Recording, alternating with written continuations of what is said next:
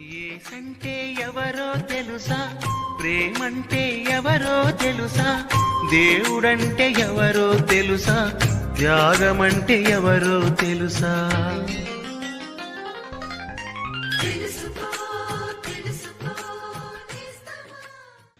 ప్రభువైన యేసుక్రీస్తు అతి శ్రేష్టమైన నామంలో మీకందరికి వందనములు.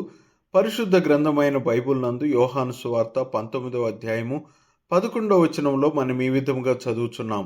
అందుకు యేసు, పైనుండి నీకు ఇయ్యబడి ఉంటేనే తప్ప నా మీద నీకు ఏ అధికారమును ఉండదు. అందుచేత నన్ను నీకు అప్పగించిన వానికి ఎక్కువ పాపము కలదనెను. ప్రభువైన యేసు అన్ని విధములుగా శ్రమ ఎదుర్కొనుచుండగా, పిలాతు ఆయన ఎదుట తన అధికారమును ప్రదర్శించుచుండగా, ప్రభువైన యేసు ఆ సమయంలో నిబ్బరముగా ఉత్తరమిచ్చుటను మనం చూడవచ్చును. మనుష్యుని హెచ్చింపు మాటలకు ప్రభువైన యేసు ఇట్టి రీతిగా ఉత్తరమిస్తూ, పైనుండి నీకు ఇయ్యబడి ఉంటేనే తప్ప నా మీద నీకు ఏ అధికారమును ఉండదు అన్నాడు. ఈ లోకంలో అధికారం కలిగిన ప్రతి వ్యక్తి దేవుని యొద్ద నుండియే అట్టి అధికారమును పొందాడు. ప్రతి అధికారము, ప్రతి ప్రభుత్వము, ప్రతి చట్టము దేవుని నుండి కలిగినదే అయి ఉంటుంది.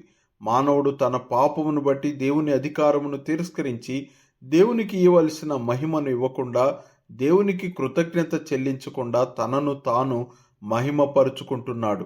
తమకు తాము బుద్ధిమంతులమనుకొని వారి అవివేక హృదయము అంధకారము అగుట వలన తమ వాదములయందు వ్యర్థులై దేవునిని మహిమపరచకుండా వారున్నారు.